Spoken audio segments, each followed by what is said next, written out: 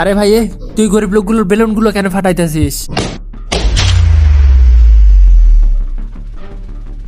আরে ভাই আমার সবগুলো বেলুন কে ফাটাইলো ভাই? আমার সারাদিনের উপার্জন সব শেষ করে দিল ভাই। আরে ভাই তুমি কেঁদো না, তোমার বেলুনগুলো কে ফাটাইছে আমি সব দেখছি।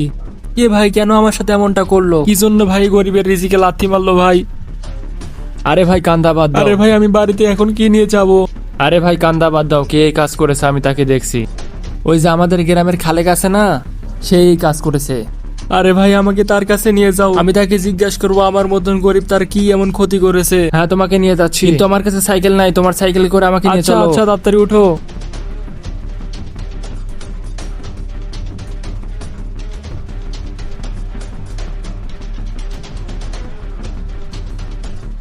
আরে ভাই থামো থামো, এই দেখো এই আবার এখানে চুরি করতে। আরে শয়তানের বাচ্চা তাড়াতাড়ি নিচে নেমে আয়।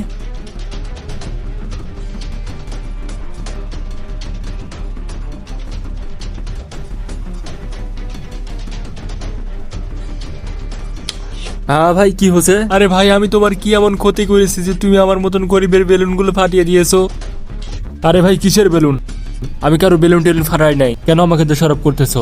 আরে ভাই তুমি না বলেছিলে সে নাকি আমার বেলুনগুলো ফাটিয়েছে, সে এখন এগুলো কি বলতেছে? আরে ভাই সে মিথ্যা কথা বলতেছে, আমি আবার নিজ চোখে দেখেছি।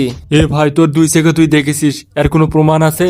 তোর কাছে কোনো ক্যামেরা আছে কিংবা ভিডিও আছে? কেন আমাকে দোষারোপ করতেছিস তোরা?